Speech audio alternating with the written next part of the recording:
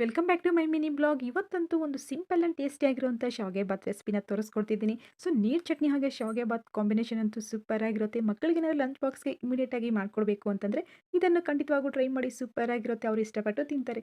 ಬನ್ನಿ ಈಗ ಹೇಗೆ ಮಾಡೋದು ಅಂತ ನೋಡ್ಕೊಳ್ಳೋಣ. ಮೊದಲಿಗೆ ಒಂದು ಕಡಾಯಿಗೆ ಆಯಿಲ್ನ ಸೇರಿಸ್ಕೊಂಡು ಸಾಸಿವೆ, ಈರುಳ್ಳಿ, ಕರಿಬೇವು ಹಾಗೆ ಇದಕ್ಕೆ ಖಾರಕ್ಕೆ ತಕ್ಕಂತೆ ಹಸಿಮೆಣಸಿನಕಾಯಿ, ಸ್ವಲ್ಪ ಹಸಿ ಬಟಾಣಿ ಹಾಗೆ ಕ್ಯಾರೆಟು, ಇದಕ್ಕೆ ಬೀನ್ಸ್ದು ಇನ್ನು ಮೋರ್ ದೆನ್ ವೆಜಿಟೇಬಲ್ಸ್ ಬೇಕು ಅಂತಂದರೆ ಆ್ಯಡ್ ಮಾಡ್ಕೋಬೋದು. ಇದನ್ನೆಲ್ಲ ಸ್ವಲ್ಪ ಟಾಸ್ ಮಾಡಿಕೊಂಡು ಹಾಗೆ ಇದರ ಜೊತೆಗೆ ಒಂದು ಪಿಂಚಷ್ಟು ಅರಿಶಿನ ಹಾಕಿ ಮೊದಲಿಗೆ ನಾವು ಎಷ್ಟು ಕ್ವಾಂಟಿಟಿಯಲ್ಲಿ ಶಾವಿಗೆ ತೊಗೊಂಡಿರ್ತೀವೋ ಅದು ಡಬಲ್ ಕ್ವಾಂಟಿಟಿಯಲ್ಲಿ ನೀರನ್ನ ಸೇರಿಸ್ಕೊಂಡು ರುಚಿಗೆ ತಕ್ಕಷ್ಟು ಉಪ್ಪನ್ನ ಹಾಕ್ಕೊಂಬಿಟ್ಟು ಮಿಕ್ಸ್ ಮಾಡಿ ಈಗ ಲೀಡ್ನ ಕ್ಲೋಸ್ ಮಾಡಿ ಬೇಯಕ್ಕೆ ಇಟ್ಬಿಡೋಣ.